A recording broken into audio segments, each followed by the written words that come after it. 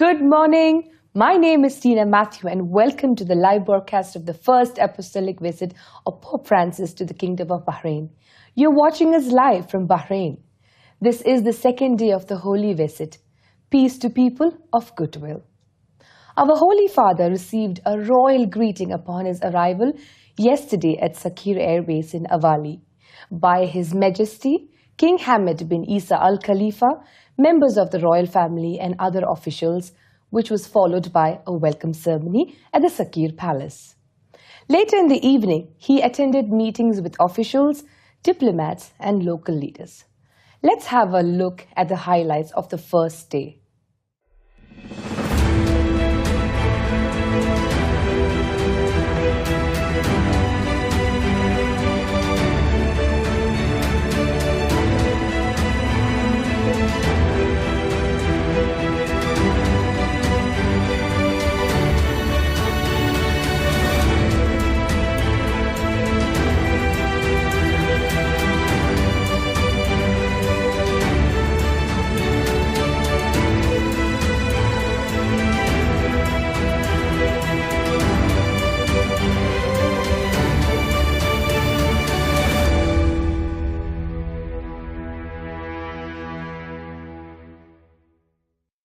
So that's all about yesterday. The immense support from Bahrain rulers to the Christianity in the nation is a greater example of the interfaith tolerance and human coexistence. It dates back to more than 8 decades with the vision by His Highness Sheikh Hamad bin Isa Al-Khalifa.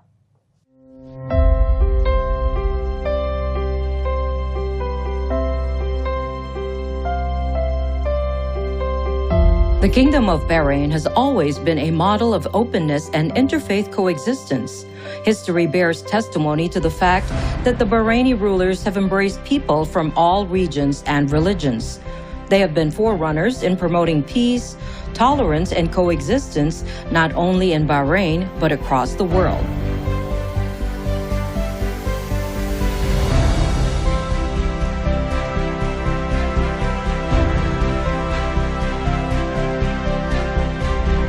The Sacred Heart Church, Manama, is a living example of inter-religious tolerance.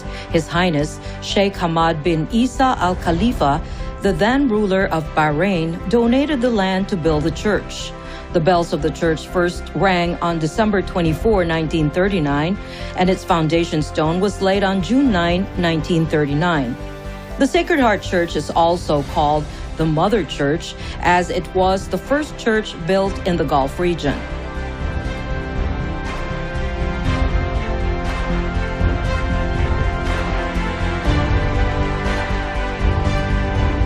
Decades later, on February 1, 2013, King Hamad bin Isa Al-Khalifa donated 9,000 square meters of land for the construction of the Cathedral of Our Lady of Arabia at Awali in Bahrain. On May 19, 2014, the king visited Pope Francis at the Vatican and presented him with the model of the cathedral. Christians in Bahrain make up about 14.5% of the population. Bahrain has had a native Christian community for many centuries, with the first recorded presence dating back to the 12th century. Expatriate Christians, however, make up the majority of Christians in Bahrain.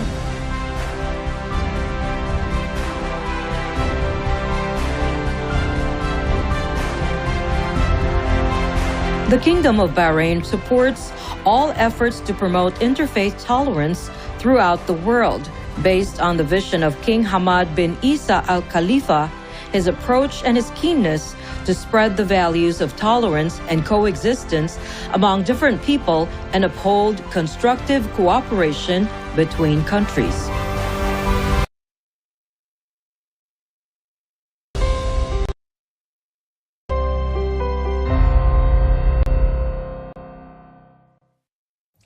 Now we have Father Sharbal Fayed, the priest of Arabic community in Sacred Heart Church, to share his thoughts about the papal visit. Reverend Father, warm welcome to Shalom World. Father, could you please share your thoughts on the papal visit? This visit is a source of grace for all of us especially for Christian community, Catholic community here in Bahrain. We want to thank Pope Francis for this visit, King Hamad to invite our Pope to be with us. It's a grace for us to have our Pope here in Bahrain. And this visit also will build a peace between Christian, especially Catholic and Muslim. And also this visit is a sign of peace, welcome, dialogue between Catholic community, Muslim community, and all the people. And we know that the theme of this visit is peace on earth of people of goodwill, to people of goodwill. Could you tell us the activities of Arabic community? What is the strength of the community, and when was this all formed? The community, when was it formed? Yes. In this parish, you know that there are many communities, many language communities, and Arabic community is part of this Catholic Church, Sacred Heart Catholic Church in Bahrain. We have all the activities here, like catechism, Arabic catechism. We have also a prayer group in Arabic, a rosary group in Arabic. We have also our mass, means in our mass we have lectors, ushers, lay ministers to help the priest to give communion. And also we go to visit houses, and in some we have also sharing of the Word of God in Arabic, commentary of the Word of God. It was before every month.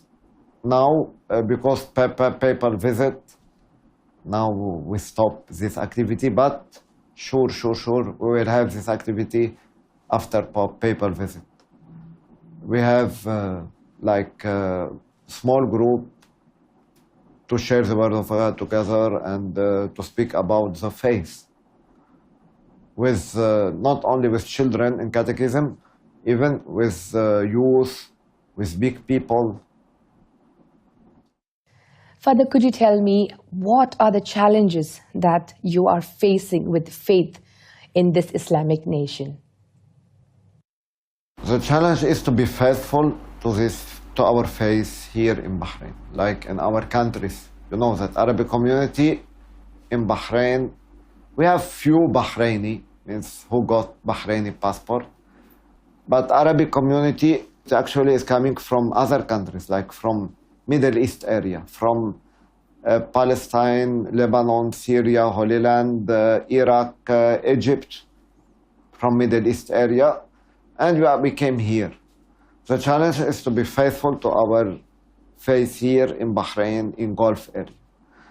And thank be to God, we are trying our best.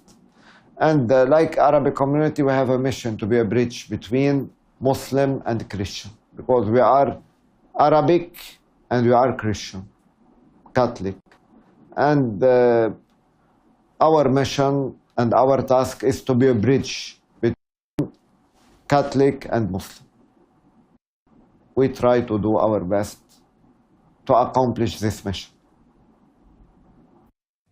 That's excellent to hear, Father. How do you think that Pope Francis' visit will strengthen this mission? You know that Pope Francis is coming with a theme to build bridge between Muslim and Catholic Christian. Peace on earth to people of goodwill. And let us try to build peace, to work for peace, and to be an instrument of peace, like also St. Francis told us to be. And for this reason, Pope Francis is coming. For these reasons, we must continue this mission here in Bahrain and in everywhere, to be an instrument of peace. Like St. Francis, when he came to Middle East, he came like an apostle of peace. Father, how are you and your community excited regarding the Pope's visit? We are all excited. They need tickets to participate. They want to be everywhere. I don't tell that we are fighting, but sometimes we are arguing and we are speaking about us. You know, people want to participate to big events. The Catholic Arabic community. We hope that this visit will give us all the graces, and also we give us the courage to continue to build the peace dialogue between all of us. Thank you so much, Father, for joining us and for sharing your thought. It's been an absolute pleasure having you here with us today. Thank you so much. Thank you for Shalom TV, for all of you. May God bless you, bless Shalom TV. Now, we have a special guest, Mr. Tariq Al-Ulaimi, who worked with the Papal Office after being inspired by the Papal encyclicals. Let's look into his conversation with our reporter, Ms. Samantha Sardana. We are at the Our Lady of Arabia Cathedral, and we have with us an inspirational speaker. Thank you for speaking to us. Please introduce yourself. Thank you, Samantha. My name is Tariq Al-Ulaimi. I'm coming from Bahrain. I'm a social entrepreneur here, and I'm working at the intersection of climate change and interfaith issues. Please elaborate on this. We are excited to hear about this. Well, first of all, it is an honor to be here today. It's really incredible to feel the excitement of His Holiness's visit. I also feel, first and foremost, the presence of love that is about to descend on Bahrain is really deeply felt. You can feel the prayers being sung with a little bit more purpose. You can hear the gospel sung with a little bit more intention. You can feel the light that everyone's carrying.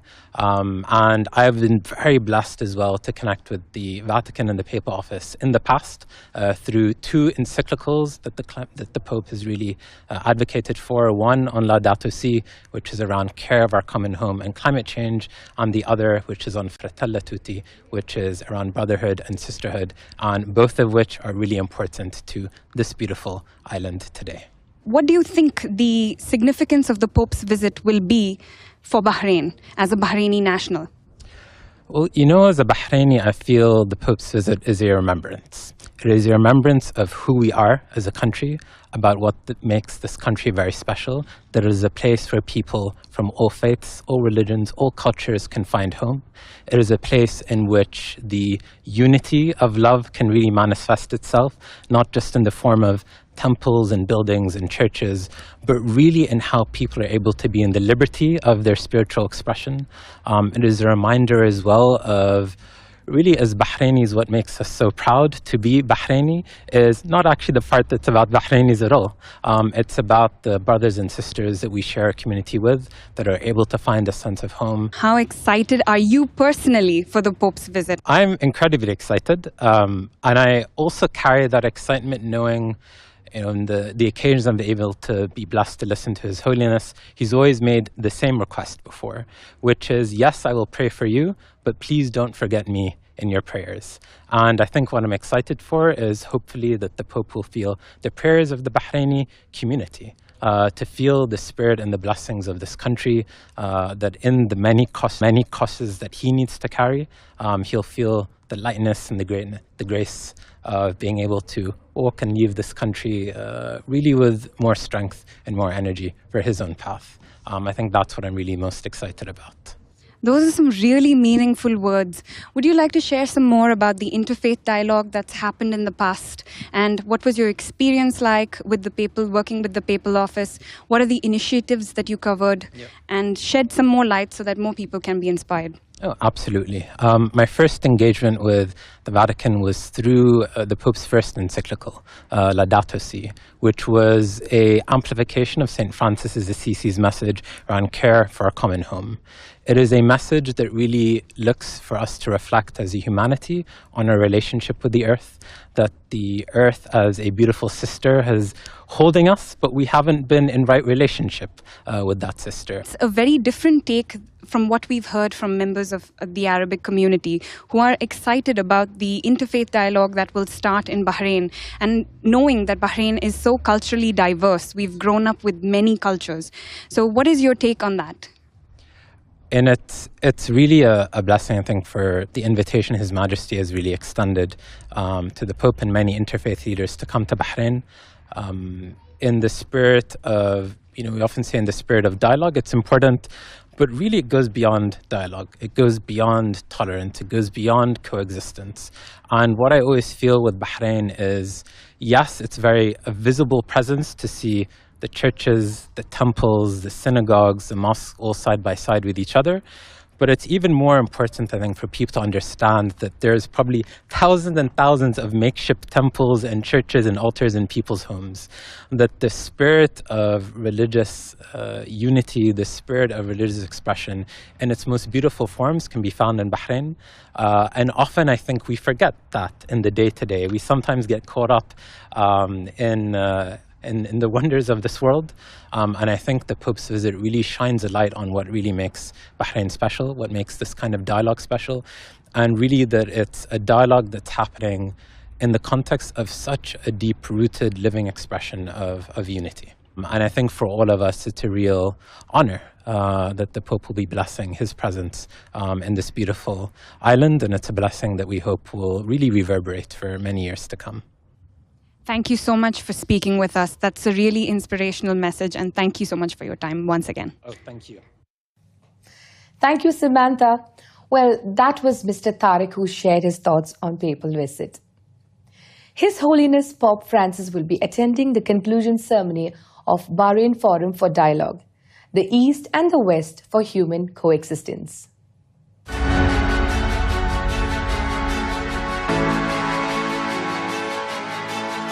Bahrain will host a global interfaith forum in November under the patronage of King Hamad bin Isa Al-Khalifa, named the Bahrain Dialogue Forum. It will be held on November 3rd and 4th under the theme, The East and the West for Human Coexistence.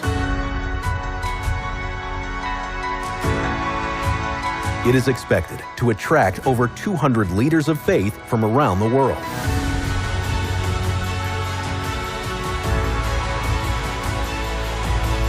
It is organized by the Supreme Council for Islamic Affairs in Bahrain, in cooperation with the Muslim Council of Elders and the King Hamad Global Center for Peaceful Coexistence. The forum also features a series of poignant discussions to further cement the values of peace and tolerance.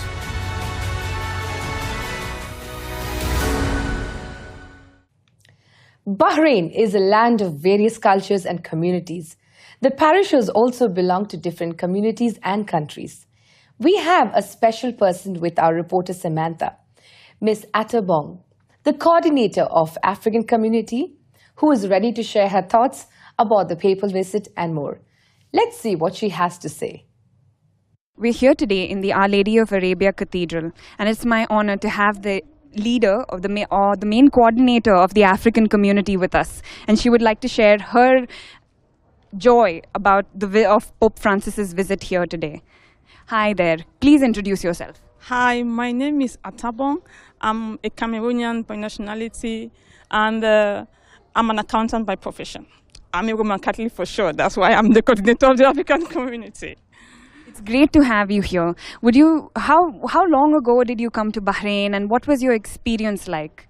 I have been in Bahrain for more than 8 years. Really, coming to Bahrain, I felt like I was going to a place where I would not practice my spirituality. But I was just skeptical, but knew that I may find one or two persons, maybe at home or in the area where I live, who practice my faith, and we may like join together once a while to pray. But when I came here, the first thing I did was to Google online. So I Googled, and I was surprised to see Sacred Heart popped up. And when I tried to scroll down, I saw that it was a big parish with a big church with many priests. So immediately I went. And I was so happy because the church was really big and beautiful. They had a nice chapel, which was a surprise for me. And they had a good mix of Christians from everywhere in the world, where you can really feel like not just that spiritual aspect, how I felt back at home with just Africans or Cameroonians, but more of a diverse community of all nationalities. That's how it was so great being in that midst of diverse people. You mentioned to me that the African community had started 5 years ago. Can you tell us about that experience and how the journey has been? The African community started 5 years ago, to be precise. And it started with the parish discovering that Africans were like coming more and more to Bahrain. So the parish introduced the community, a special community for the Africans, such that they can meet together, they can sing together in their own style, and they can really share their experiences and help each other. So for the time being, the parish has really helped the Africans to worship in Bahrain in their own way. Now for the main question. How excited are you for Pope Francis's visit? I'm really so excited. You can imagine Bahrain is a very small island, welcoming the Pope in a big way. We are so grateful for the King for inviting him in the first place, and we are thankful for the Pope for accepting the invitation. So we are just so excited. We don't know how to really express it, but you can see from the parish and the activities in the cathedral. Initially, we had like 100 active members, but I bet you now I have more than 400 registered members. So the Pope visit will really do something great to bring the Africans together. Oh my goodness, the excitement is real, and you've heard it firsthand from the African community.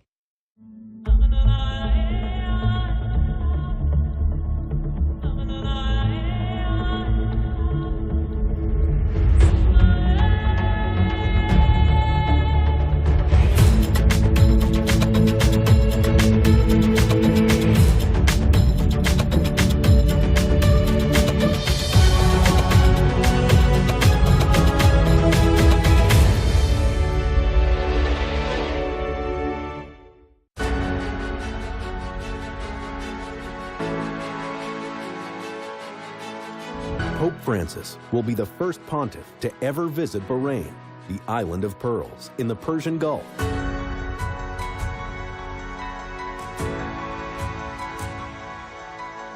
His Holiness will visit the capital of Manama and Awali to participate in the Bahrain Forum for Dialogue, East and West for Human Coexistence.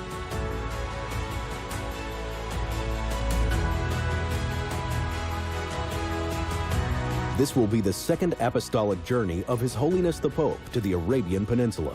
The first visit was in February 2019 to the United Arab Emirates, where he signed the historic document on human fraternity with the Grand Imam of Al-Azhar in Egypt. Watch the live broadcast of the first apostolic journey to Bahrain, Peace to People of Goodwill, November 3rd to the 6th.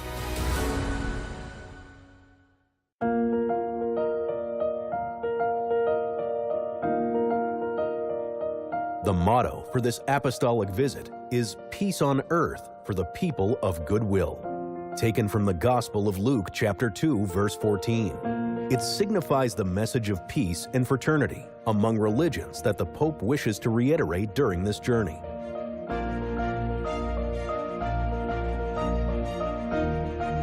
The logo of the papal visit portrays the flags of the Kingdom of Bahrain and the Vatican, shaped like two hands jointly raised to the Creator in a plea for peace.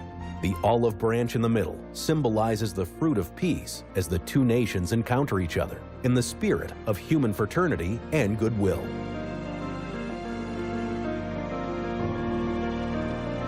Emblazoned on the logo are the words Pope Francis in blue to denote that the papal journey is entrusted to the intercession of the Blessed Virgin, who is honored in Bahrain as the Queen of Arabia.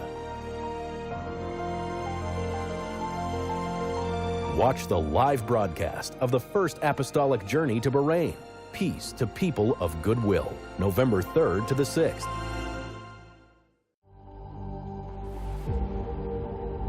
The island is home to the largest church on the Arabian Peninsula, the Cathedral of Our Lady of Arabia.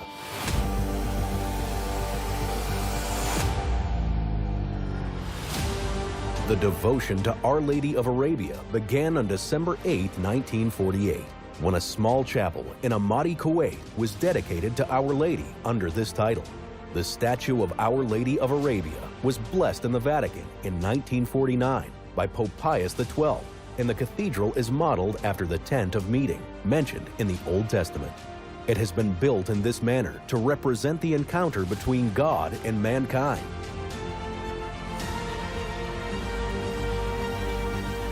The cathedral is a model of religious harmony, a sign of tolerance in the Kingdom of Bahrain, and a great example of peaceful coexistence in the world. Watch the live broadcast of the First Apostolic Journey to Bahrain, Peace to People of Goodwill, November 3rd to the 6th.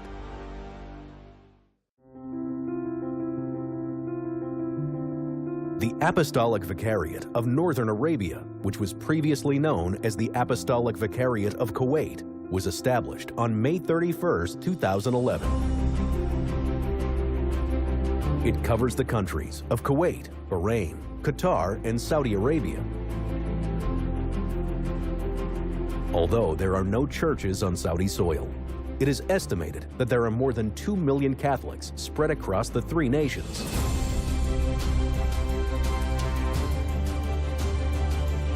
In January 2011, Pope Benedict XVI declared Our Lady of Arabia the patroness of the Vicariate. In August of the following year,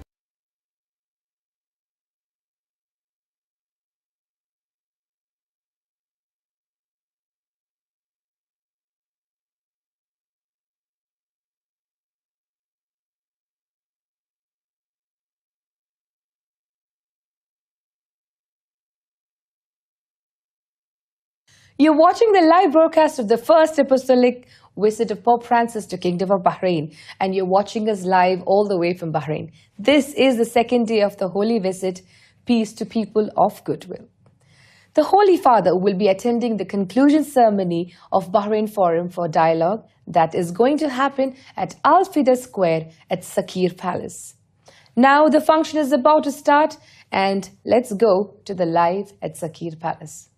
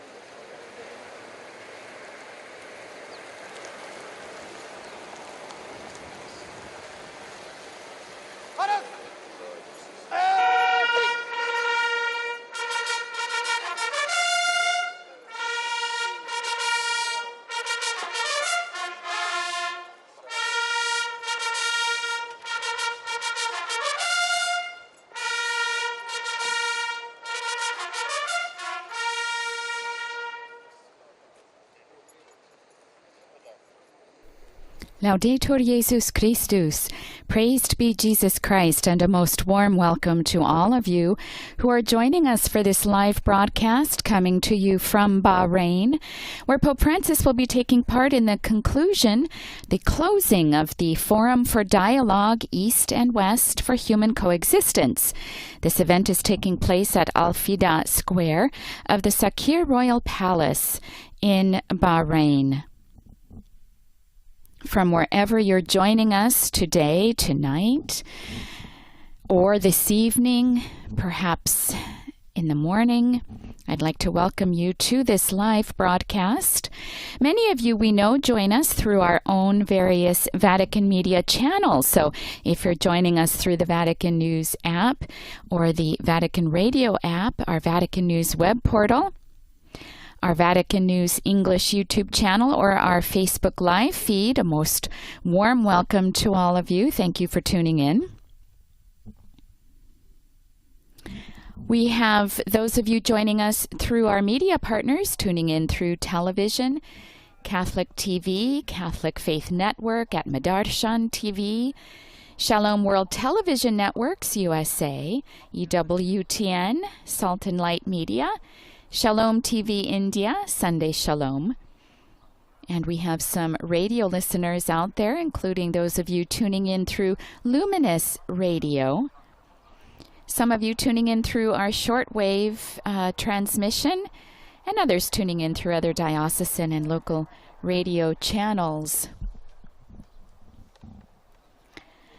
Some of you also picking up the broadcast through other internet platforms. However, warm welcome. I'm Sister Bernadette, and it is truly a pleasure to be able to provide you with the translation in English of what's going to be happening today.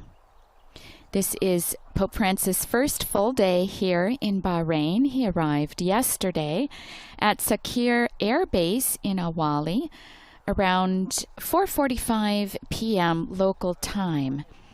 He was then officially welcomed at the air base, and then he paid the customary courtesy visit to the King of Bahrain and met with authorities, members of civil society, and the diplomatic corps, and addressed them with a speech yesterday using the image of the Tree of Life as the basis for that discourse. We've seen a motorcade approaching. Again, we're on the grounds of Sakhir Royal Palace in Bahrain, and this is the closing of a 2-day forum that's been taking place.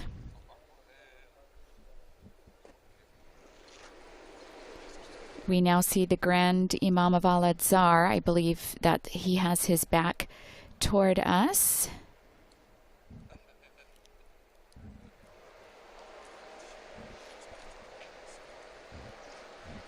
And of course, they are now waiting to greet the Holy Father.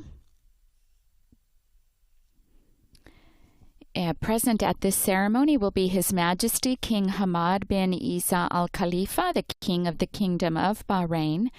And we just saw, most likely he was greeting His Eminence Dr. Ahmed Al-Tayeb, the Grand Imam of Al-Azhar, a university in Egypt, who is also the chairman of the Muslim Council of Elders, with whom our Holy Father will meet later in the day.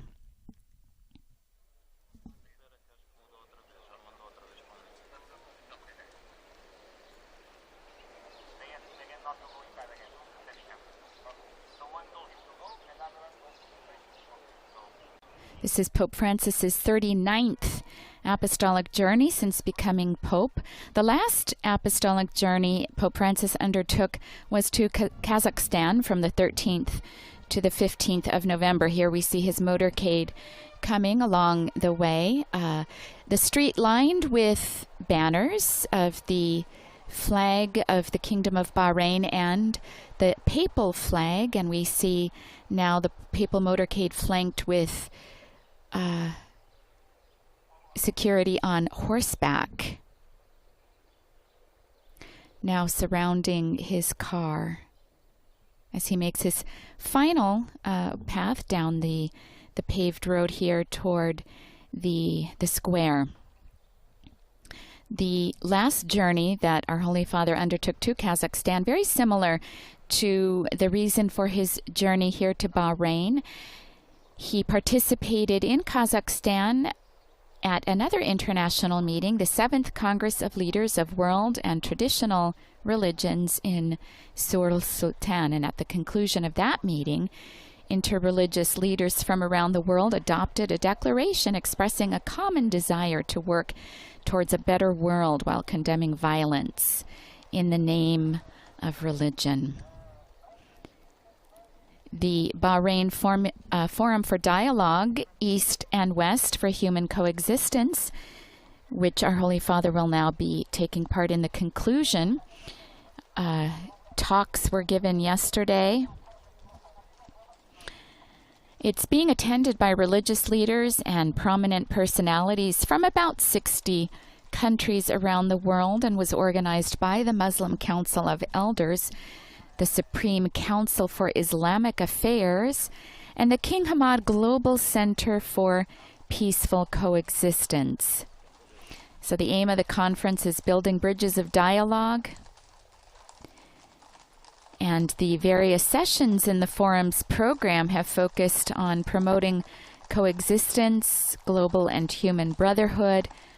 They've been looking at the role of religious leaders and scholars in addressing the challenges of the times.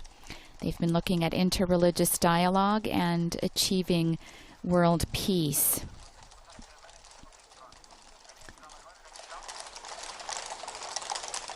This particular apostolic journey was announced by the Holy See Press Office at the end of September, the 28th of September. And at that time, a statement was released saying that Pope Francis accepted the invitation of both civil and ecclesial authorities and announced the visit would take place between the 3rd to the 6th of November. And he would visit the cities of Manama, which is the capital of Bahrain, and Awali, specifically for the purpose of this particular Bahrain Forum for Dialogue, East and West, for Human Coexistence.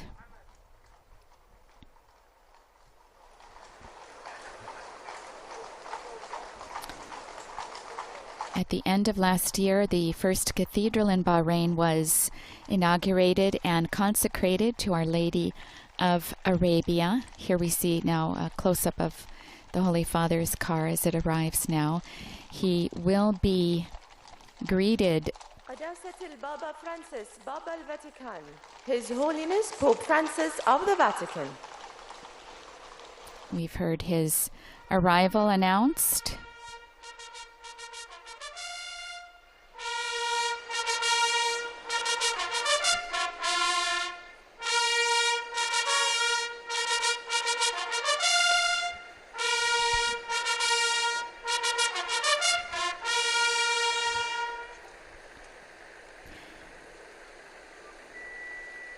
In case you're wondering where exactly we are, we're in Bahrain, just to the east of Saudi Arabia and just to the north of Qatar and the UAE, the United Arab Emirates.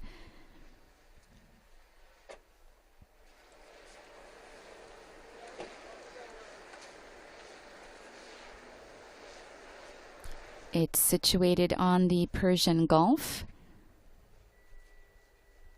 made up of about 50 natural islands and 33 artificial islands. It's about 760 square miles. It's one of the smallest Asian nations, the third smallest in Asia. Our Holy Father now greeting His Majesty the King of Bahrain and the Grand Imam of Al-Azhar, as we know, was one of the co-signers of the document on human fraternity and peaceful living together, which was signed during Pope Francis' first ever visit to an Arab nation in February of 2019, and since then has taken place in several other meetings of this nature in order to promote dialogue and civil coexistence with our Muslim brothers and sisters. Our Holy Father, flanked now in his wheelchair by His Majesty and the Grand Imam of Al-Azhar, who is also chairman of the Muslim Council of Elders, which is one of the groups who has organized this particular meeting.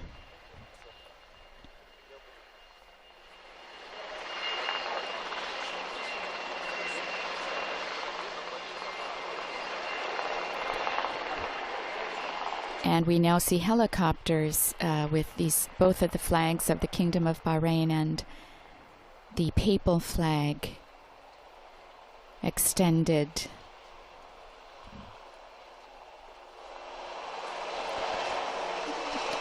Catholics who live here in Bahrain belong to the Apostolic Vicariate of North Arabia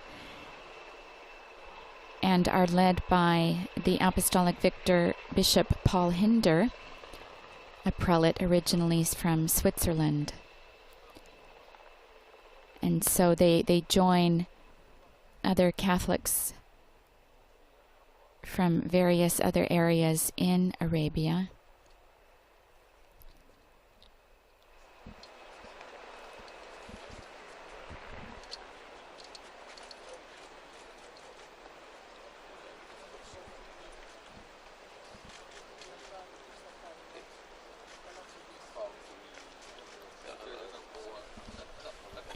Many of the Christians who are present here in Bahrain, mainly from the Philippines and India. Now we see our Holy Father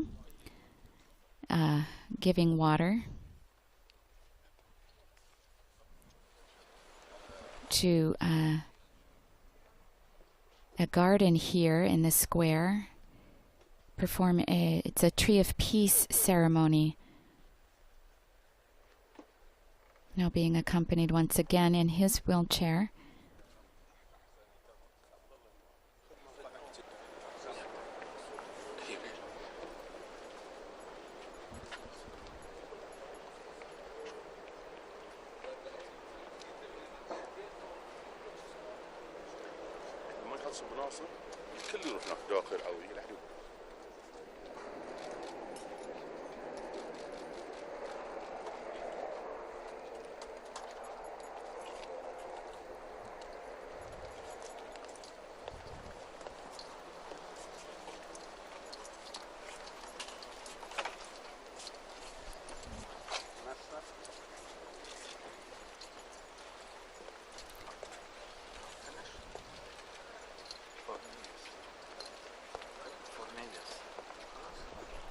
One other cathedral present in the Apostolic Vicariate is Holy Family Cathedral in Kuwait City, the capital of Kuwait.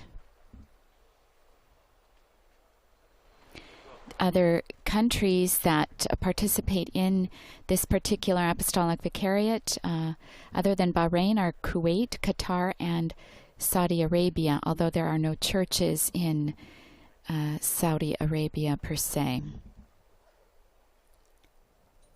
It was originally established as the Apostolic Prefecture of Kuwait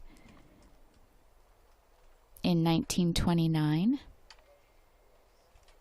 Then it became the Apostolic Vicariate of Kuwait in 1954. And in 2011 it was renamed the Apostolic Vicariate of Northern Arabia. In 2011, Pope Benedict XVI, through the Congregation for Divine Worship and the Discipline of Sacraments, declared the Blessed Virgin Mary under the title of Our Lady of Arabia as patroness of the Northern Vicariate. And our Holy Father will be going to the cathedral, newly consecrated, as we said last year.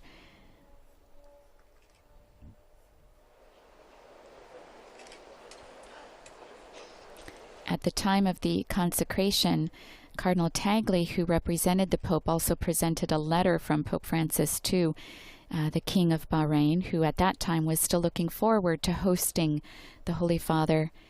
And here we see his dream come true. Our Holy Father now seated along with His Majesty, the King of Bahrain, and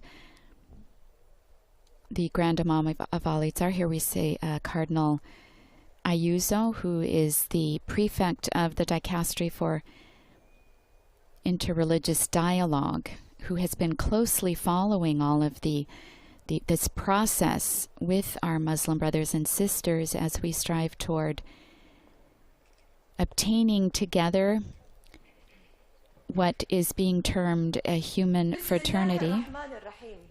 And now we go to the program. Your Majesty, King Hamad bin Isa Al-Khalifa, King of the Kingdom of Bahrain.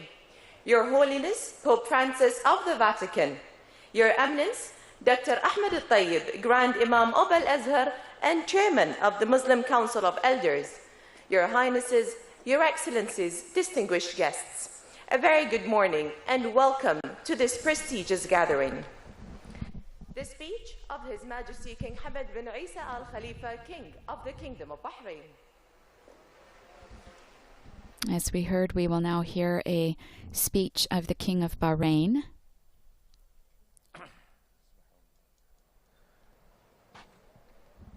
بسم الله الرحمن الرحيم الحمد لله والصلاة والسلام على رسول الله سيدنا محمد وعلى آله وصحبه أجمعين. In the name of the clement and merciful God, God be thanked, blessings and peace be upon God's Prophet Muhammad, His Holiness Pope Francis, His Eminence Grand Imam Professor Ahmed Al-Tayyib, Sheikh of Al-Azhar, Eminences and wise religious representatives, dear people present.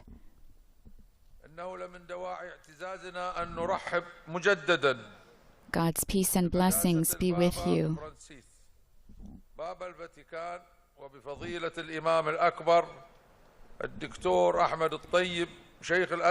It is a matter of pride for us to once again welcome His Holiness Pope Francis and His Eminence the Grand Imam of Al-Azhar, Professor Ahmed Al-Tayyib, who have worked hard to enrich this forum and the success of this honorable visit.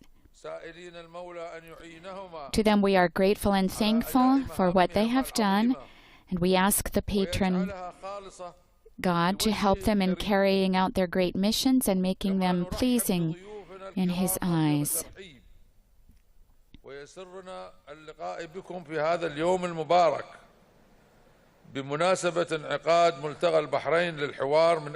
We also extend our cordial welcome to our distinguished guests and take pleasure in meeting you on this blessed day on the occasion of the Bahrain Dialogue Forum for Humanity, a day we consider memorable and a relevant event whose goals coincide with our country's aspirations for humanity and its progress. May every human being enjoy a dignified and peaceful life in a more stable and safer world.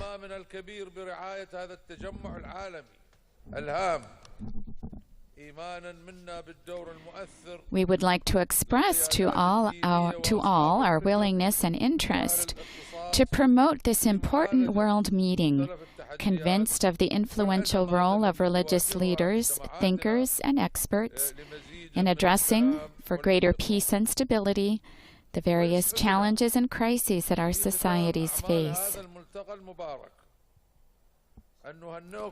We rejoice at the end of this blessed meeting to congratulate you on its success with the presence and participation of this elite of sages from the East and the West, who have dedicated themselves to the service of humanity and to work for its progress, and who are united in word and deed to strengthen the values of peace and mutual understanding by working together righteously to promote brotherhood and peaceful coexistence among all peoples of the earth. Distinguished guests, we have all followed with great interest the speeches and discussions of the forum, and we look at its conclusions and recommendations with optimism and great hope as a guide to strengthen the path of fraternity, of the fraternity of humanity, which is in great need as never before, to revive the ways of closeness and understanding among the followers, an approach to achieve concord rather than opposition, unity instead of division. And as we walk together hand in hand to achieve the goal of a prosperous future, We must all unanimously agree under these exceptional conditions to halt the war between Russia and Ukraine and engage in serious negotiations for the good of all humanity.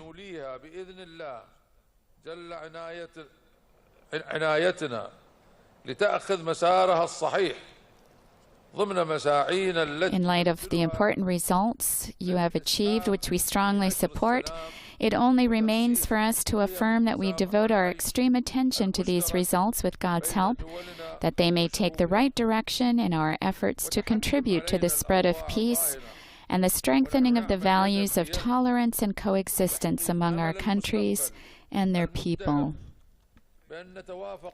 And in conclusion, we express our sincere appreciation to the esteemed participants for their efforts worthy of consideration and gratitude in carrying out their noble missions. We also extend our thanks to the organizers of the forum for preparing and organizing it in the best way possible. And we ask the Most High to fill everyone's steps on the path of love and concord. وبالشكر والامتنان للجهات المنظمة التي أسهمت في الإعداد للملتقى وتنظيمه كما يجب داعين الله عز وجل أن يسدد We ask the Most High to fill everyone's steps on the path of love and concord, armed with truth and patience, for the sake of humanity, with success and blessings. May God's peace, mercy, and blessings be with you. The first discourse of this event from His Majesty the King of Bahrain, Grand Imam of Al-Azhar and Chairman of the Muslim Council of Elders. And now we'll hear from the Grand Imam of Al-Azhar, co-signer of the Document of Human Fraternity. Alhamdulillah, wa sallallahu wa sallam wa baraka ala Sayyidina Muhammad wa ala alihi wa sahbihi. Jalalat al-Malik Hamad bin Isa al-Khalifa, Praise be to God. May God's blessings and peace be upon our Master, Prophet Muhammad, his family, and his companions. Our dear guest, Your Holiness Pope Francis, esteemed clergy and scholars of the Catholic Church, esteemed colleagues and members of the Muslim Council of Elders, may the peace, mercy, and blessings of God be upon you. وللمشاركة في هذا الملتقى الكبير ملتقى الشرق والغرب من أجل التعايش الإنساني وإنه لملتقى تاريخي لما يضمه من قامات كبرى. And he's saying that this is an historic encounter which brings with it the thought of many scholars, politicians, those who work in communication. It's a meeting worthy of being considered in history, which will record the words that have been spoken in this meeting. From here, from Bahrain, from this great country with its traditions, its tradition of peace and tolerance and coexistence between civilizations and dialogue between them,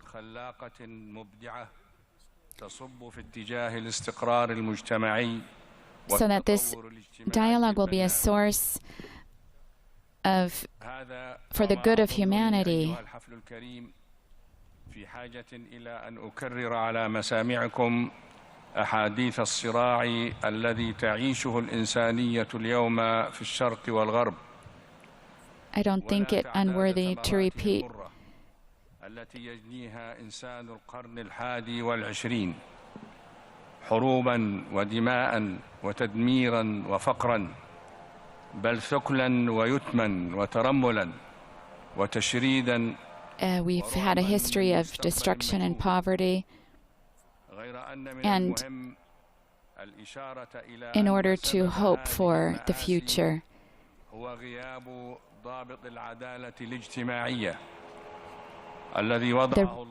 The reason for the acts of destruction we've witnessed is because of the lack of justice, guaranteeing justice in society and balance for human beings in body and soul on this earth. Today's society has been transformed into a jungle where there are wars, greed, that is a dangerous market or commerce of arms trade, the arms trade. There's also the propagation of conflicts, of religious conflicts, that tend to threaten the stability.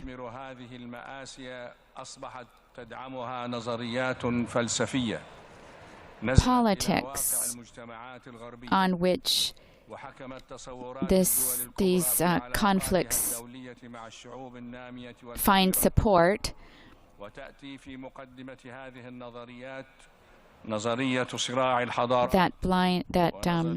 and also the theory of several nations, one of which is the conflict between civilizations, and other theories based on superiority that want to establish a new world system. A few days ago, we've heard declarations of someone who has great responsibilities in the West, who says that the world is a jungle, and these are declarations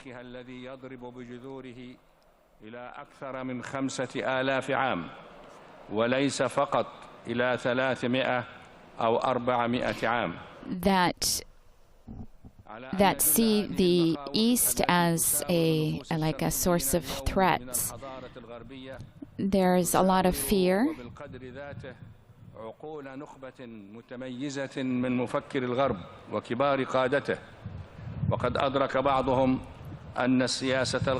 Even people in the East are afraid of these Western theories.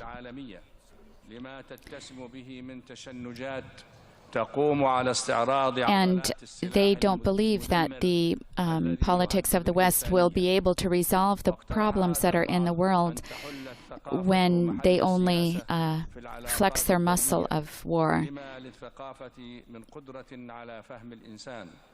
Rather, they want to propose that culture substitute politics in order to raise up the cultural level and spiritual level of society. But there remains the delusion.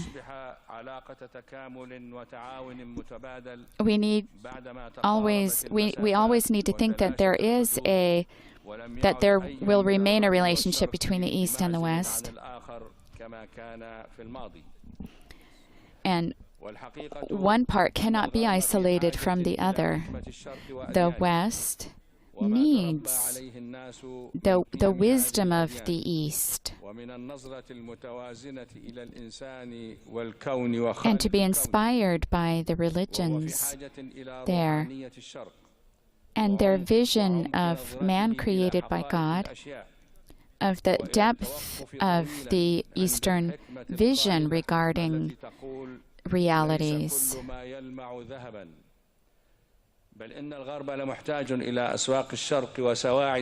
Also based on the saying,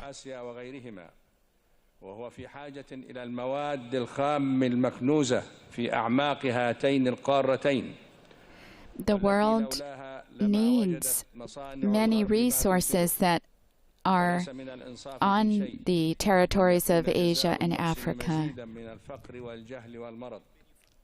والشيء ذاته أو قريب منه يقال على الشرق فهو في حاجة إلى اقتباس علوم الغرب والاستعانة بها في نهضته التقنية والمادية واستيراد المنتجات الصناعية من أسواق الغرب كما يجب على الشرقيين أن ينظروا And the East needs to be able to use the scientific من حسن الظن والشعور بالجار القريب والفهم المتسامح the scientific progress of the West. وعادات الغربيين بحسبانها نتاج ظروف وتطورات وتفاعلات خاصة بهم دفعوا ثمنها غاليا عبر to look at the values of those in the West, their history and their experience.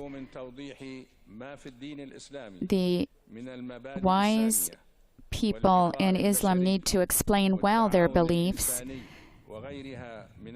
especially when speaking about relationship between peoples and reconciliation.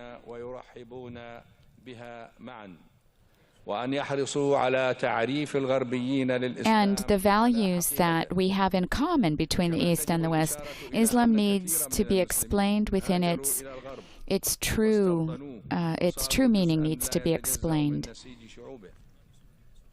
Many Muslims who have gone to the West have become part of the society, of Western society. وأثرت على مساحة لا يستهان بها في رؤاهم وأنظارهم بل في مناهج تعليمهم وطرائق. And there are influences of their presence in society, in scholastic programs as well, and this means that we need to have a different relationship, where a serene society where the cultures of people can be conserved far away from the concept of domination.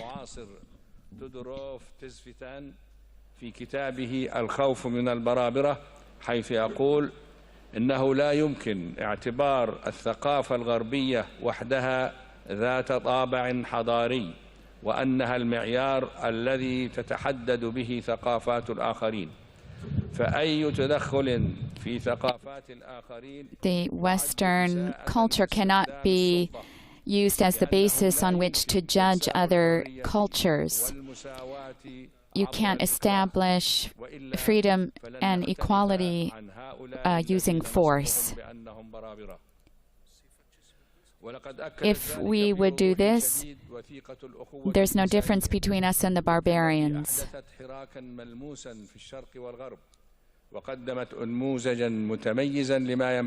I must highlight what it says in the document of human fraternity,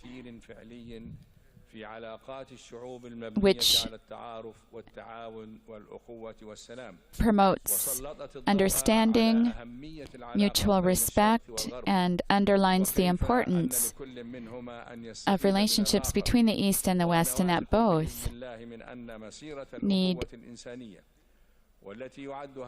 to learn from the experience of the other.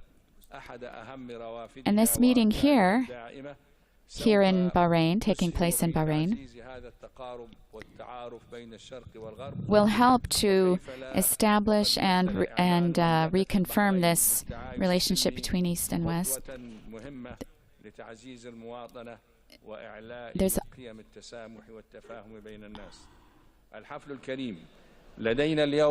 also looking at the declaration in Bahrain on human coexistence. A theory, a Western theory. We have an Eastern and Islamic theory that is in contrast with the Western theory that talks about dialogue and encounter. This new theory looks at mutual self-knowledge and collaboration, mutual understanding and collaboration. In order to accomplish what God has given us to do and not to ruin the world that He has given us. This theory is based on knowledge. and begins or takes inspiration from the Quran. The first rule also in the Quran says that God created the different races and nations.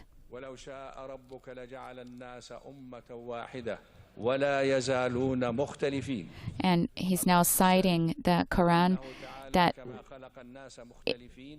he could have made man as one people only, and yet he wanted differences between peoples and persons.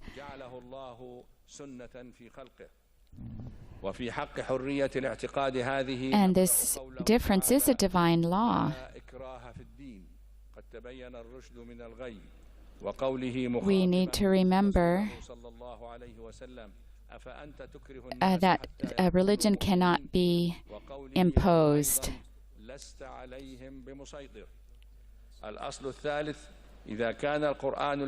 And he's asking if you can make someone be faithful. And so the differences between people, their right to their own belief and their religion, are laws.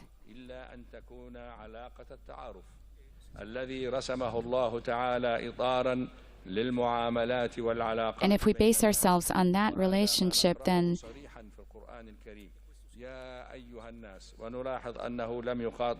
المؤمنين فقط وإنما خطاب للناس جميعا يا أيها الناس إنا خلقناكم من ذكر وأنثى وجعلناكم شعوبا وقبائل لتعارفوا إن أكرمكم عند الله. God created man and woman so that they might know each other.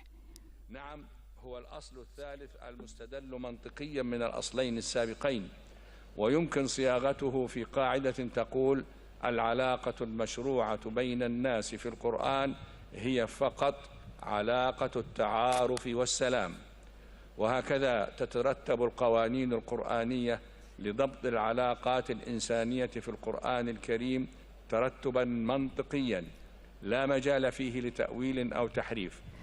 الاختلاف في الطبائع المستلزم لحرية الاعتقاد. And so the differences of human nature and beliefs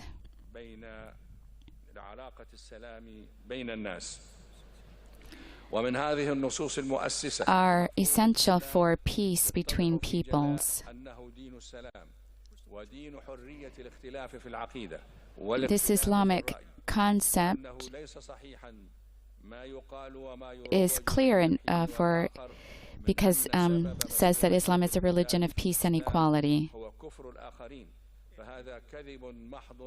على الإسلام وعلى سيرة رسول الإسلام حتى وإن تبنى هذا الافتراء بعض المنتسبين إلى هذا الدين القائم على الحجة والبرهان لا على الريبة والبهتان. وفي الختام أقول So he says what is said and promoted every now and then about the institution of war in Islam against infidels is untrue and indeed outright lies about Islam and the life of its prophet. Even if such are purported by some followers of the same religion, a religion based on proof and evidence, not on ambiguity and lies. إلى علماء الأديان والمفكرين والإعلاميين بأن يبذلوا مزيدا من الجهد من أجل تربية النشء وتثقيف الشباب على مشتركات الأديان وتحويلها إلى برامج علمية وتربوية. And he's calling on religious scholars and thinkers to put more effort into the education of youth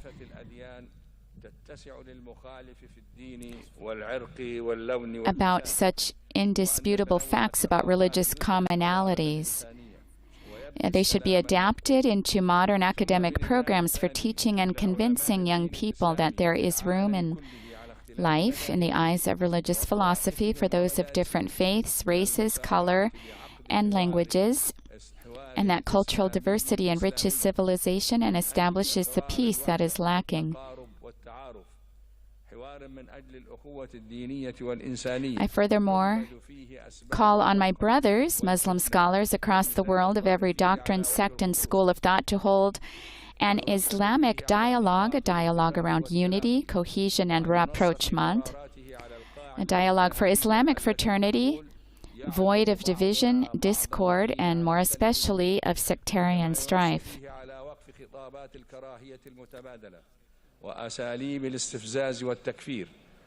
There should be a focus on commonalities and meeting points with an understanding of differences. Let us together chase away any talk of hate, provocation, and excommunication, and set aside ancient and modern conflict in all its forms and with all its negative offshoots. I address with a loving heart for all this special call to our Shia Muslim brothers.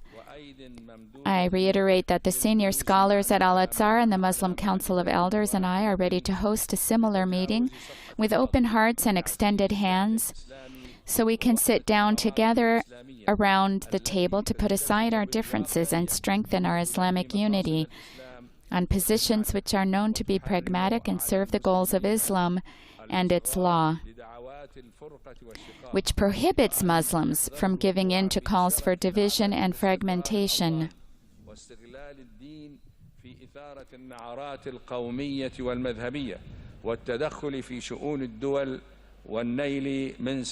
We must beware of falling into the trap of compromising homeland's stability and exploiting religion to stoke the fires of nationalistic and ideological sentiments, not to mention interference with countries and their sovereignty or stealing their lands.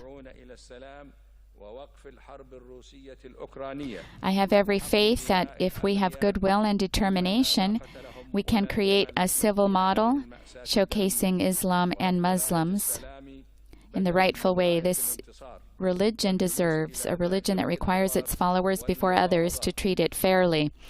On this important occasion for hosting dialogue between East and West for the sake of human coexistence, I lend my voice to all those seeking peace and good. I also call for the end of the Russian-Ukrainian war, to spare the lives of innocents who have no hand in this violent tragedy.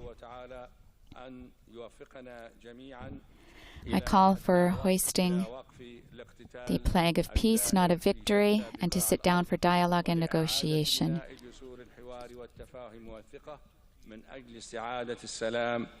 In fact, I call for an end to all ongoing fighting on earth, or at least for an extended truce, to rebuild bridges of dialogue, understanding, and trust, and to establish peace in a world full of wounds. The alternative is more graver consequences for the people of the East and West alike. Thank you for your attention, and may God's peace and blessing be upon you all.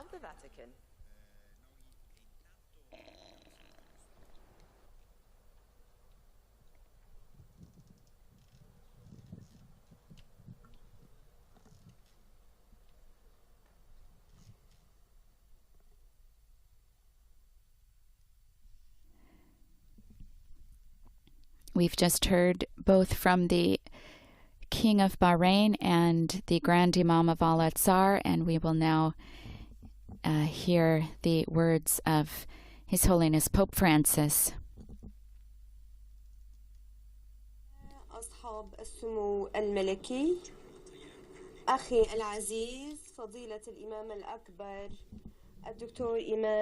الدكتور أحمد الطيب شيخ الأزهر الشريف أخي العزيز قداسة البطريرك We're hearing a translation, I believe. والمدنية المحترمين سيداتي سادتي أحييكم تحية قلبية وأشكركم على حفاوة الاستقبال والعقد منتدى الحوار هذا الذي تم تنظيمه تحت رعاية صاحب الجلالة ملك البحرين.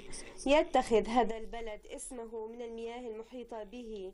في الواقع كلمة البحرين تذكر ببحرين اثنين لنفكر في Your Majesty, Your Royal Highnesses, your dear brother, Dr. Al-Tayyib, Grand Imam of Al-Azhar, dear brother Bartholomew, Ecumenical Patriarch, distinguished religious and civil authorities, ladies and gentlemen.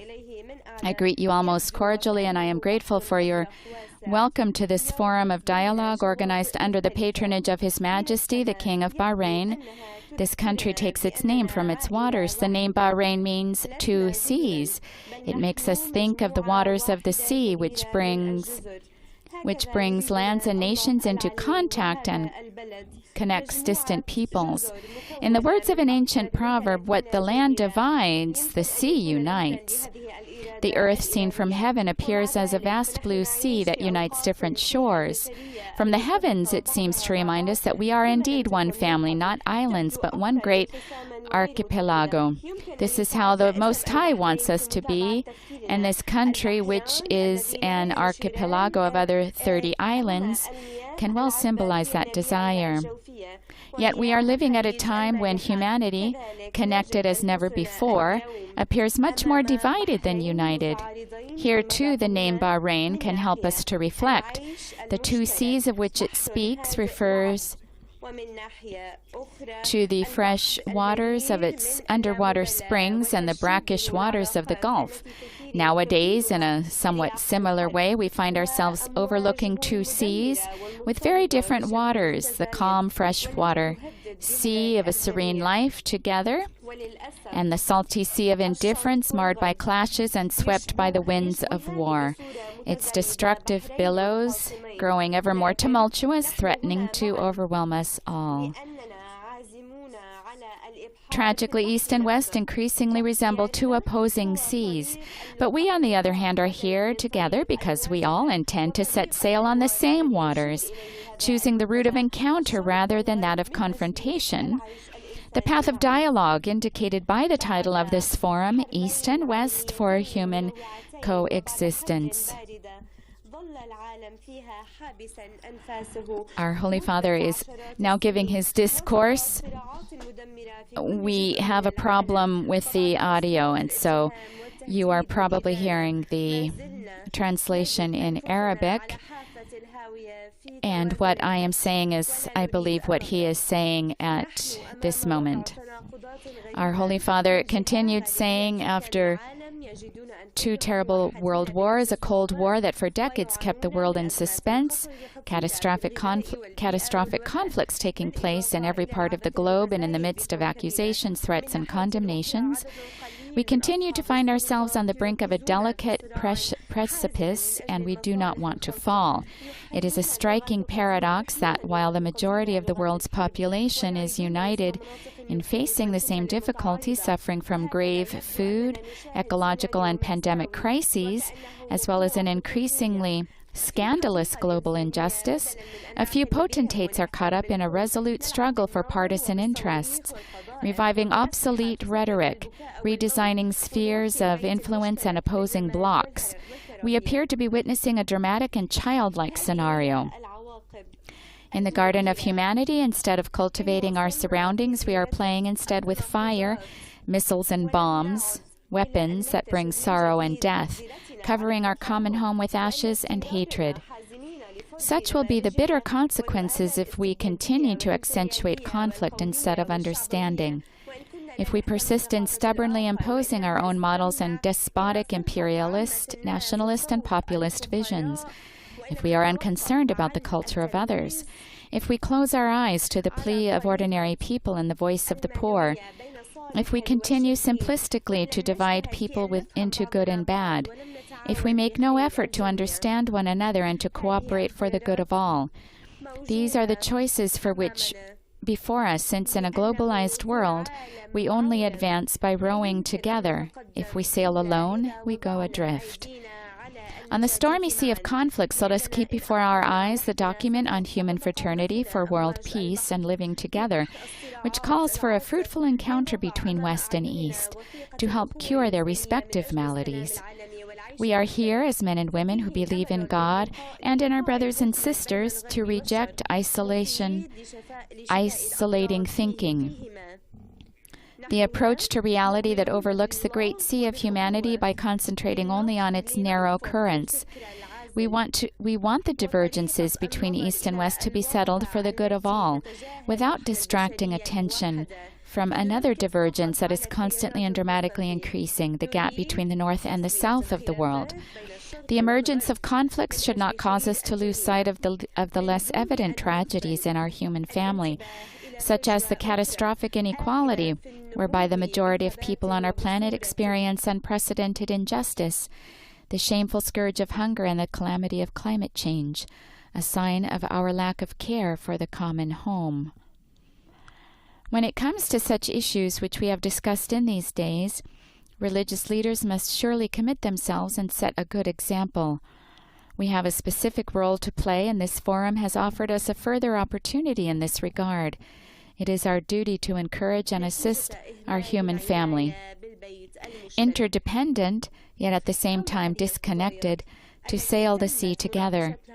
I would therefore like to propose 3 challenges that emerge from the document on human fraternity and from the Kingdom of Bahrain Declaration, on both of which we have reflected in these days. These challenges have to do with prayer, education, and action. First of all, prayer, which touches the human heart. Truth to tell, the tragedies we are enduring, the dangerous divisions we are experiencing, and the imbalances under which the modern world labors are linked with a more basic imbalance which is rooted in the heart of man. That is their ultimate cause. Consequently, the greatest risk lies not in specific objects, material realities, or institutions, but in our human inclination to close ourselves in on our own immanence, our own group, our own petty interests. This is not a failing of our age. It has been present from the beginning of humanity, and with God's help it can be overcome. فالخطر الأكبر لا يكمن في الأشياء أو في الوقائع المادية أو في المنظمات بل في ميل الإنسان إلى الانغلاق على جوهر كيانه. For this reason, prayer, the closing of our hearts to the Most High, is essential for purifying ourselves of selfishness, close-mindedness, self-referentiality, falseness, and injustice. Those who pray receive peace of heart. They cannot fail to bear witness to this and to invite others, above all by their example, not to fall prey to a paganism that reduces human beings to what they sell, buy, or are entertained by, but instead to rediscover the infinite dignity with which each person is endowed. The followers of the religions are men and women of peace, who as they journey alongside others on this earth invite them with gentleness and respect to lift their gaze to heaven.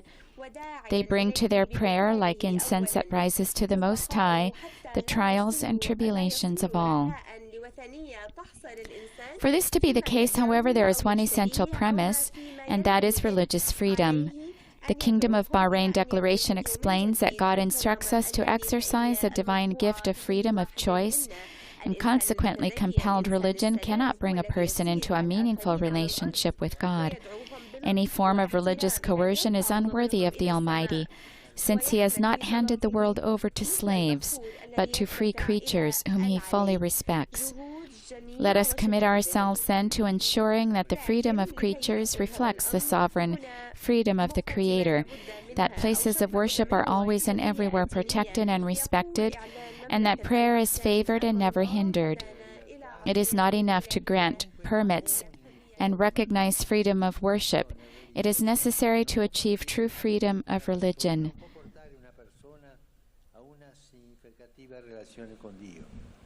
Ogni costrizione, cioè, è indegna dell'Onnipotente, in quanto Egli non ha consentito il mondo a degli schiavi, ma a delle... Any form of religious coercion is unworthy of the Almighty, since He has not handed the world over to slaves, but to free creatures whom He fully respects. Any form of religious coercion is... Let us commit ourselves then to ensuring that the freedom of creatures reflects the sovereign freedom of the Creator, that places of worship are always and everywhere protected and respected, and that prayer is favored and never hindered. It is not enough to grant permits and recognize freedom of worship. It is necessary to achieve true freedom of religion. Not only every society, but also every creed is called to self-examination in this regard. It is called to question whether it coerces God's creatures from without or liberates them from within, whether it helps people to reject rigidity, narrow-mindedness, and violence, whether it helps believers to grow in authentic freedom, which is not doing what we want, but directing ourselves to the good for which we were created. Se la sfida dell'orazione riguarda il cuore, la seconda sfida, l'educazione, concerne essenzialmente la mente dell'uomo.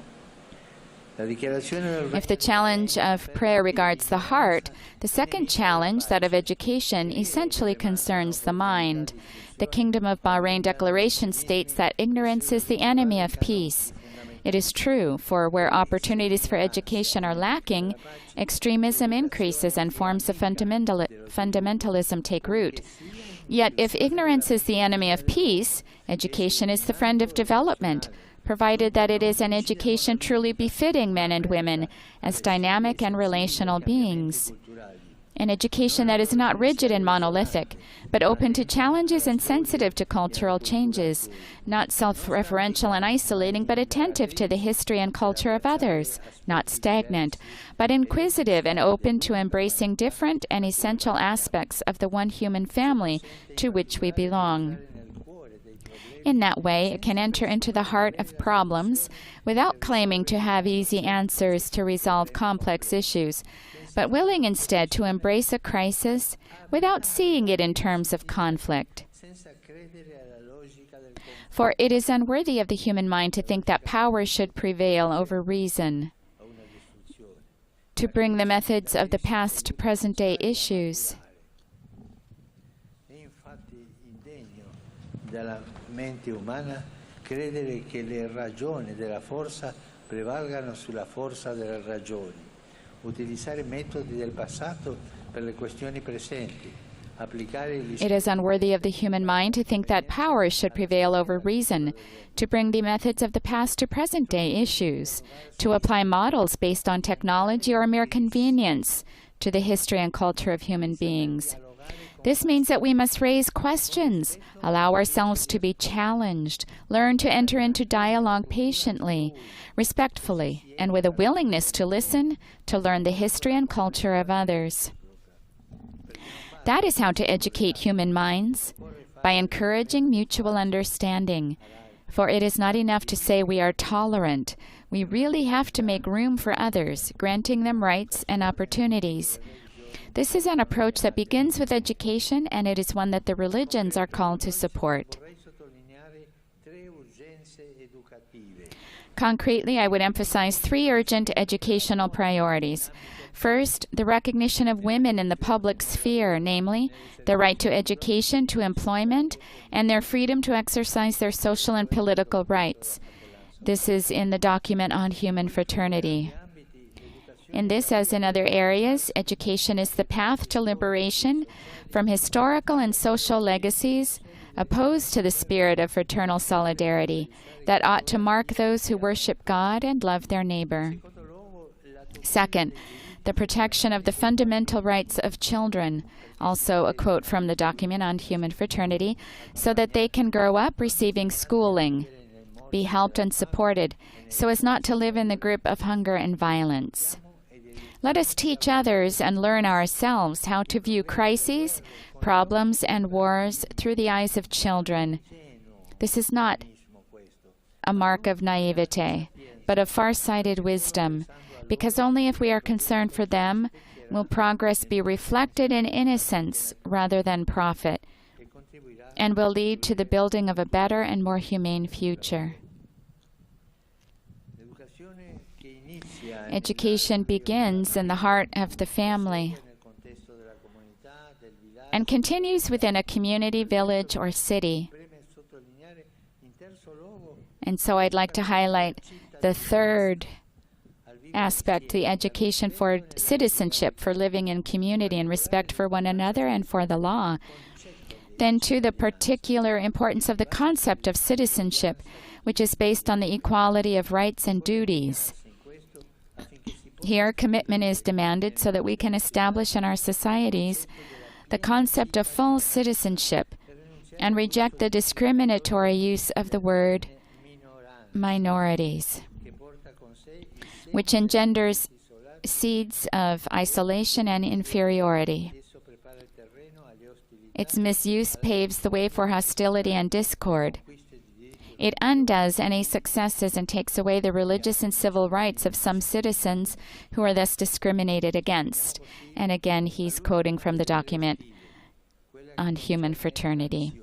And so we come to the last of our three challenges, that which concerns action. We might say our human abilities. The Kingdom of Bahrain Declaration states that whenever hatred, violence, and discord are preached, God's name is desecrated. All who are religious reject these things as utterly unjustifiable. They forcefully reject the blasphemy of war and the use of violence, and they consistently put this rejection into practice. For it is not enough to proclaim that a religion is peaceful. We need to condemn and isolate the perpetrators of violence who abuse its name. Nor is it enough to distance ourselves from intolerance and extremism. We need to counter them. This is why it is so necessary to stop supporting terrorist movements fueled by financing, the provision of weapons and strategy, and by attempts to justify these movements, even using the media. All these must be regarded as international crimes that threaten security and world peace. Such terrorism must be condemned in all its forms and expressions, as well as ideological terrorism. Religious men and women, as people of peace, are likewise opposed to the race to rearmament, to the commerce of war, to the arms trade, to the market of death. They do not support alliances against some, but means of encounter with all. Without yielding to forms of relativism or syncretism of any sort, they pursue a single path, which is that of fraternity, dialogue, and peace. These are the things they support. Dear friends, let us pursue this path. Let us open our hearts to our brothers and sisters. Let us press forward on the journey towards greater knowledge and understanding of one another. Let us strengthen the bonds between us without duplicity or fear, in the name of the Creator, who has put us together in this world as guardians of our brothers and sisters. And if different potentates deal with each other on the basis of interests, money, and power plays, may we show that another path of encounter is possible. Possible and necessary, since force, arms, and money will never paint a future of peace. So let us encounter one another for the sake of humanity, and in the name of the one who loves humanity, the one whose name is peace. Let us promote concrete initiatives to ensure that the journey of the great religions will be ever more effective and continuous, a conscience of peace for our world.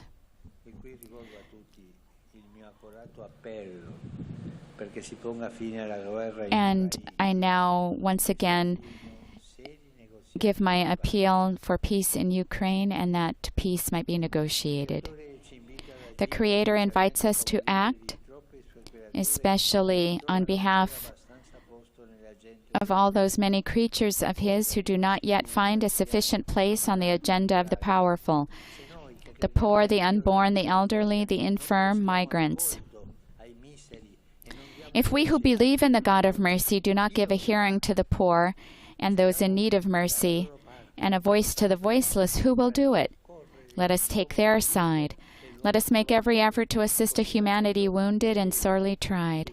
By doing so, we will draw upon our world the blessing of the Most High.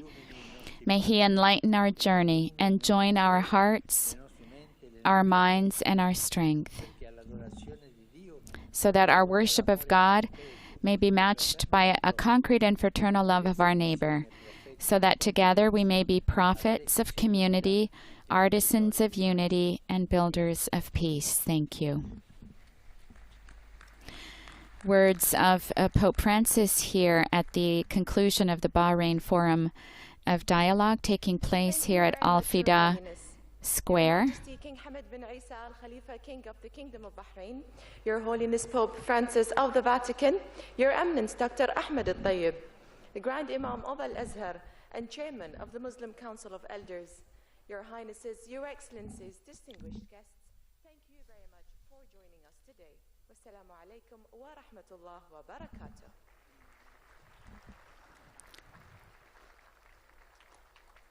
And here we see many of the people who've been participating in this forum taking place here.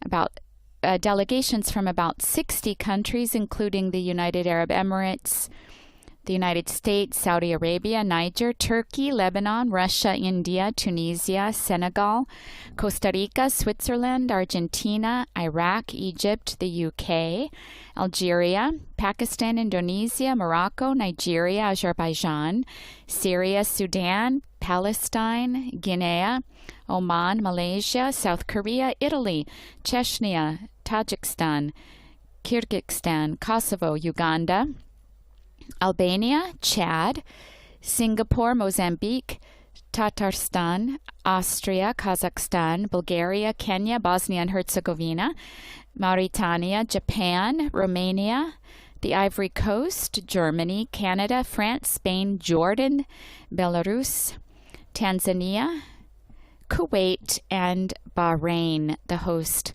country.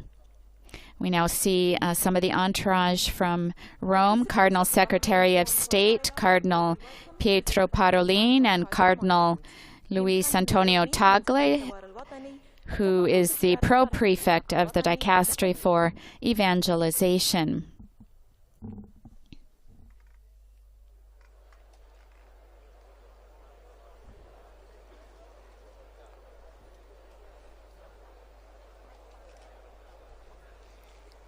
The King of Bahrain also took place in the inauguration of the Cathedral of Our Lady of Arabia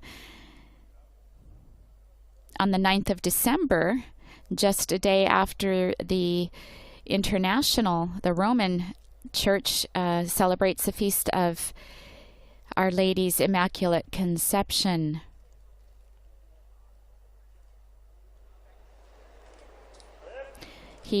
Cardinal Tagle, who consecrated the cathedral, also met with the King of Bahrain at that time, and Bishop Hinder, the apostolic administrator of the region of Northern Arabia, said that it was a very cordial meeting that took place between Cardinal Tagle and His Majesty, whom we see here right now, walking alongside Pope Francis, who's flanked by his interpreter, as well as the Grand Imam of Al-Azhar, the three of whom we've heard speak today.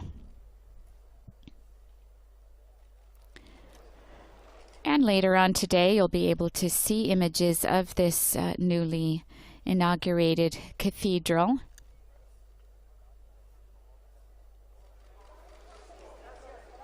This is the first full day of our Holy Father's 39th apostolic journey here to the Kingdom of Bahrain. As soon as this particular event is over, he will be headed to the papal residence. It's just past 11 a.m. here, local time in Bahrain. Our Holy Father will, after this, go to the papal residence, and he will dine in private. He will later be meeting privately with the Grand Imam of Al-Azhar, Ahmed Muhammad Al-Tayyib, whom we heard speaking.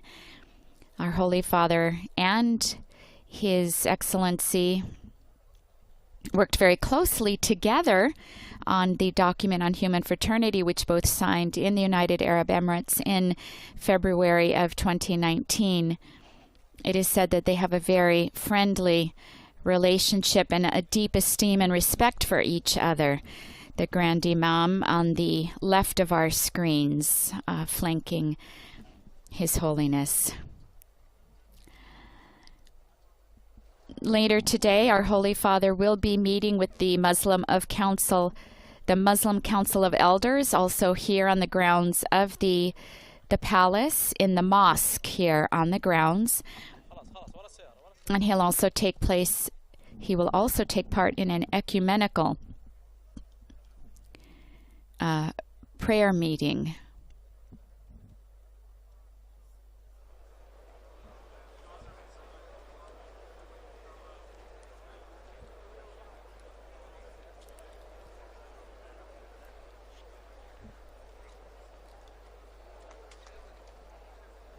The Grand Imam of Al-Fida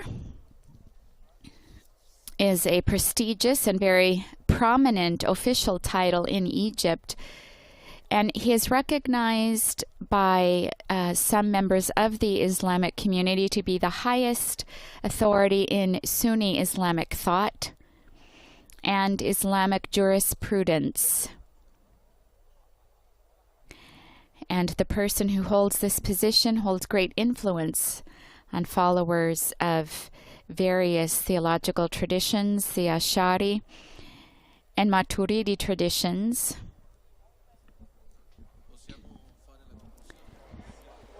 And with these images, we now bring to an end this live broadcast of the closing of the Forum for Dialogue, East and West for Human Coexistence, taking place at this square we see here before us, Al-Fida, on the grounds of Sakhir Royal Palace in Bahrain. I invite you to join us again. It'll be 4:30 p.m. local time here in Bahrain when the Pope will meet with members of the Muslim Council of Elders in the mosque, also here on the grounds of Sakhir Royal Palace. You can find coverage of all papal events as well as coverage of Vatican and world news on our Vatican News web portal, Facebook, Instagram, YouTube, and Twitter accounts. On behalf of Vatican Media, I'd like to thank our audio technician, Mario Scaton, and our coordinator, Father Johan Pacheco, and all others who've made this broadcast possible, especially our media partners, Catholic TV, Catholic Faith Network at Madarshan TV, Shalom World Television Networks USA, EWTN, Sultan Light Media, Shalom TV India, Sunday Shalom, and Luminous Radio. As we carry these images with us now, we remember to pray for our Holy Father and for all the dignitaries he'll be meeting with, all of the people who've attended this event, that we might all become bearers of God's peace and love, so that we might all worship him in love. Laudetur Jesus Christus. Praised be Jesus Christ. Hope you had an enriching and fulfilling experience with us today. The Holy Father attended the conclusion ceremony of Bahrain Forum for Dialogue happened at Al-Fida Square at Sakhir Palace. We can hope that this will make good impacts on the ground of human coexistence.